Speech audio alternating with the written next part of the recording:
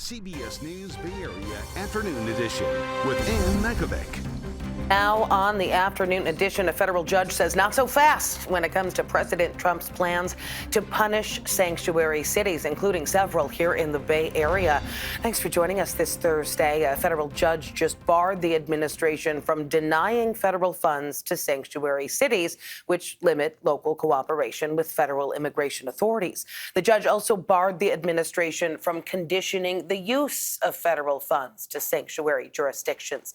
Judge William Orrick of San Francisco said a preliminary injunction was appropriate because the executive orders are unconstitutional, just as they were in 2017 when President Trump announced a similar order. The judge wrote that the administration must provide written notice of his order to all federal departments and agencies by Monday.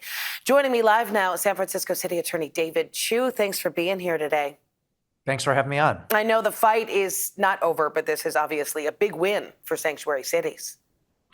We're really grateful to the judge here for reiterating what we knew from 8 years ago. We had to go to court to challenge the Trump administration when, during his first administration, he tried to illegally and unconstitutionally withhold federal funding. We prevailed then, as we just prevailed this morning, because what Donald Trump is trying to do is illegal, it's unconstitutional. He is trying to commandeer our local police officers as ICE agents. He's threatening billions of dollars of federal funding to our city and others in ways that violate the rule of law.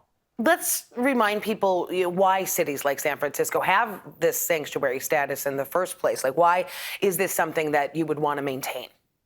So there are hundreds of cities around the country, hundreds of police chiefs that support sanctuary policies, which are about building trust between local law enforcement and immigrant communities.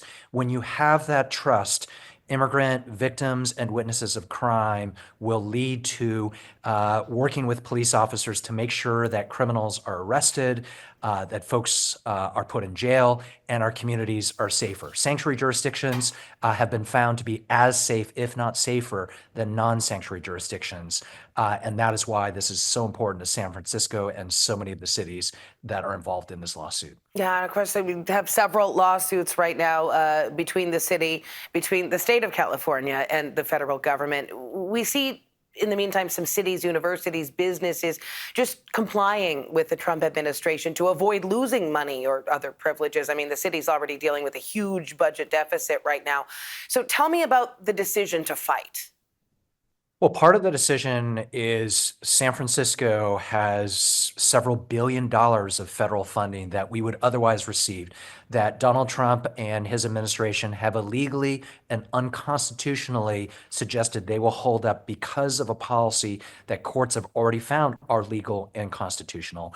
Part of it is about the fact that our immigrants are our family members, are the workers in our workforce, are central to our communities. And he has obviously been targeting immigrants in an extreme way. And this is one of those ways where he's trying to commandeer our local police officers to be ICE agents on his behalf.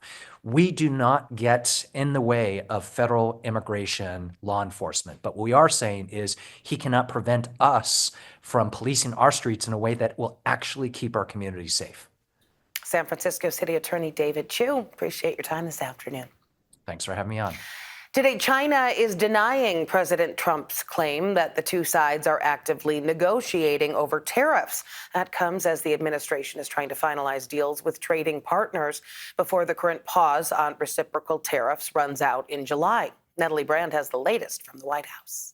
Do you think he'll listen to you? President Trump is meeting with Norway's prime minister this afternoon as the White House tries to make as many trade deals as it can in the coming weeks. We'll be talking about trade and other things, and I think we're going to come to a conclusion very quickly. The administration says it's spoken to 90 countries so far, but there are mixed messages over the status of talks with China. Well, they had a meeting this morning, so I can't tell you. It doesn't matter who they is.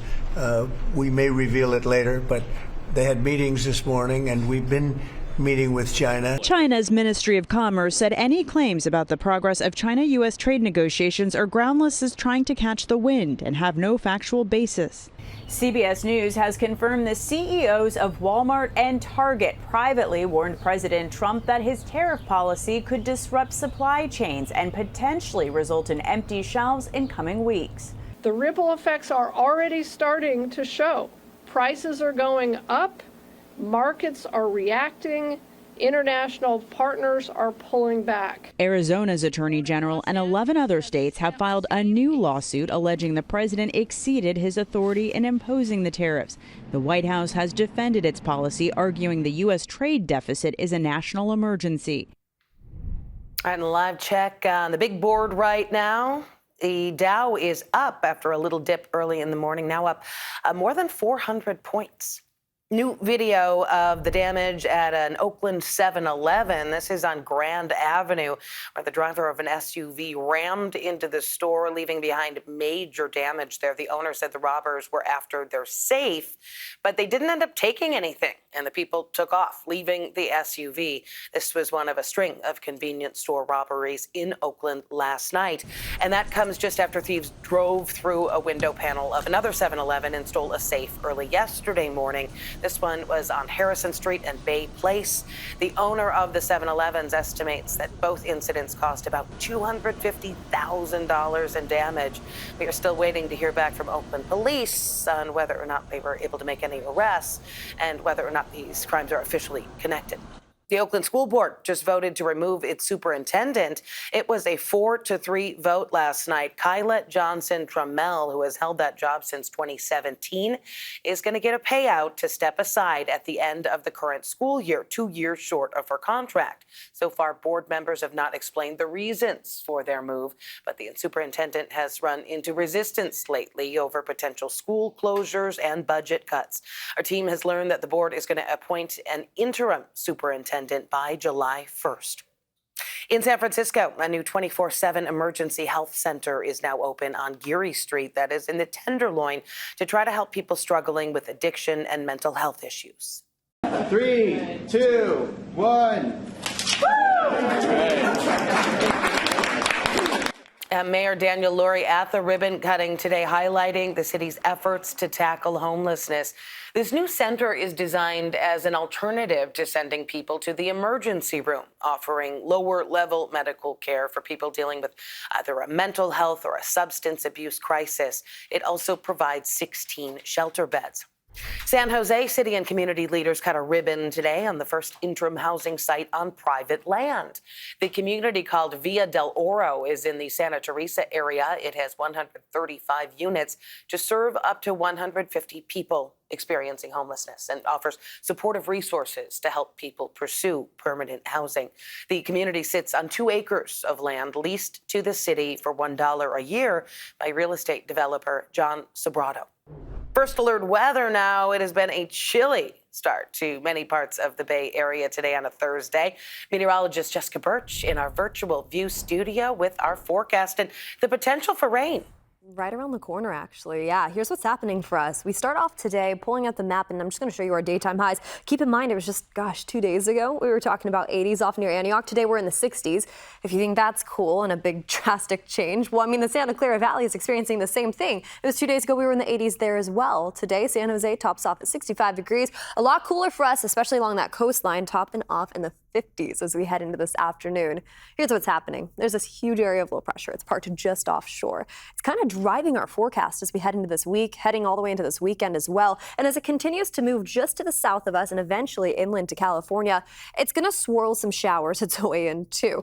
It's unsettled weather really is what we're dealing with as we head into the coming days. So this is the reason why we're seeing all these clouds push in, those onshore winds getting gustier into the afternoon hours. This isn't our Friday forecast now. Those offshore showers still holding on tight to southern portions of, or central portions of California, actually. But if you look at the north end of that system, it is going to bring in some showers as we head into this weekend's forecast. More on that coming up in a bit.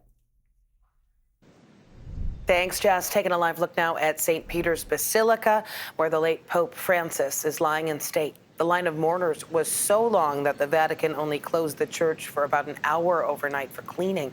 Security is tight near the Vatican as more faithful flock to the site to say a final goodbye to the Pope. Among them is a family from San Jose.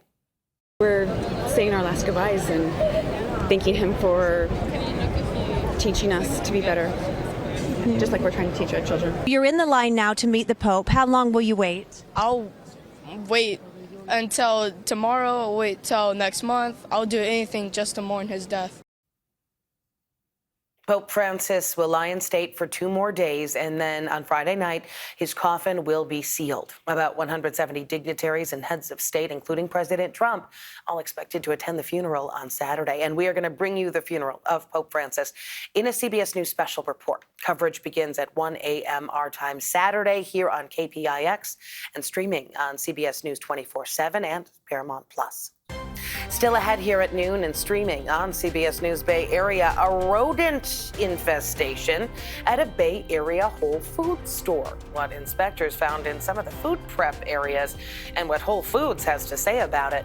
And he is planting seeds of protest. How a North Bay man is hoping that sunflowers can symbolize a movement.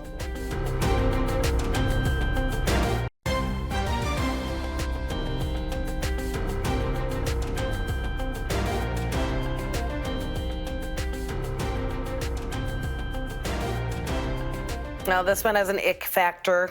A Whole Foods market in Cupertino is temporarily shut down after a health inspection found an active rodent infestation. We're talking about the Whole Foods on Stevens Creek Boulevard down the street from Highway 85 and De Anza College. We went by the store today and saw workers dumping contaminated food.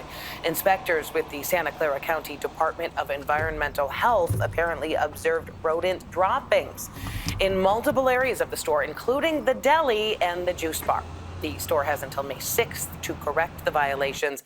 A spokesperson for Whole Foods sent us a statement saying, in part, they will reopen once repairs are complete and apologize for the inconvenience. A veteran in Sonoma County is sowing literal seeds of change. He says he's hoping to unify communities that feel marginalized with what's going on in the world today. Jim Wilder is launching a movement that is called Sunflowers Across America. He's collected thousands of sunflower seeds and is planting them so that one day they might line streets across the country, connecting communities with a colorful display. I think everybody needs, something to wave, something to get behind, something they can relate to. His goal is to plant 10,000 sunflowers across the Bay Area by the end of this year before going nationwide. So far, he has planted about 30,000 flowers. All right, back to our first alert weather today. We could use a little sunflower today because we don't have a lot of actual sunshine. Let's check back in with meteorologist Jessica Birch. If you look way off in the distance, that cloud layer does end off into the East Bay, though. But as we take a look outside right now, all throughout the Bay, especially along our coastline, we're dealing with some cloudy skies right now. San Francisco, Half Moon Bay, down into Santa Cruz, all experiencing a similar trend with gustier winds pushing in from offshore as we head into this afternoon. Notice these temperatures, too. Gosh, it was 2 days ago, and we talked about this earlier, that we were sitting in the 80s or at least upper 70s throughout all these inland areas. Today, those temperatures dropped, and they're continuing to do so as we head into this weekend. This area of low pressure park just offshore, I'll show you it in a second. It's going to continue to cool us off, bringing in some gusty conditions around the corner and some rainy skies, too. This is what it's looking like as we head into the evening hours tonight. Wind speeds anywhere up to around 20, 25 miles per hour along our shoreline. Pretty gusty along our inland areas too. But other than that, this system that's parked offshore has been influencing this week's forecast a lot, bringing in clouds, cooler weather, and it's continuing to do so as we head into this weekend's forecast. So you time this out. Today it's just a cloudy day, nothing to write home about. But as we head into the evening hours tonight, early morning hours tomorrow, we're going to start seeing some changes right around the corner. Winds are going to start changing directions as we head into our Friday and Saturday forecast. With that, we could see on and off showers almost swirling its way in. That's what that area of low pressure does. It works in a counterclockwise direction, and it's moving its way closer to us as we speak, actually. So here's what it's going to do. You take a look at the next 7 days. As that system pushes through, it keeps us, let's keep going over here. It keeps us all the way down into the low 60s for Friday, Saturday, heading into Sunday. Then it moves all the way to the south. That's when we experience a warm up right around the corner, upper 60s into early next week. A similar trend into our inland areas with an even bigger warm up right around the corner, upper 70s as early as Monday into Tuesday with sunny skies widespread from the East Bay up into wine country, down into the Santa Clara Valley. It's going to look stunning as we head into next week's forecast. We just have to get through this first. So showers in the forecast as we head into Saturday, clearing up into our Sunday forecast, and then it's game on with the light right at the end of the tunnel. Back to you. Thanks, Jess. Football fans are ready. It is day one for the NFL draft. What to expect as the 49ers get ready to make their picks.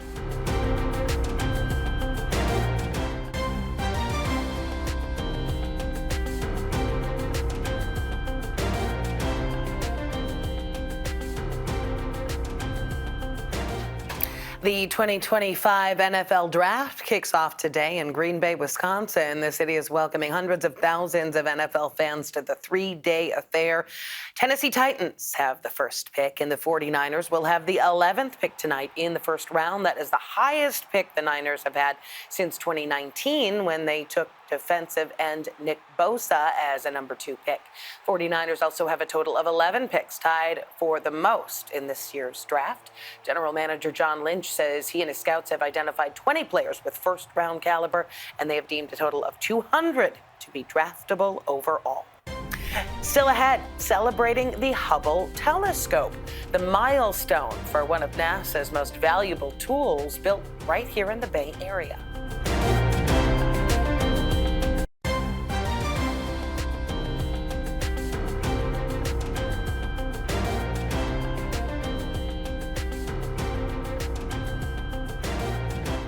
All right, this is pretty cool. NASA just released these images taken by the Hubble telescope, which has now been in orbit for 35 years. The images include Mars, star-forming regions, and a neighboring galaxy. Hubble is a 24,000-pound observatory that went into low Earth orbit on April 24th, 1990.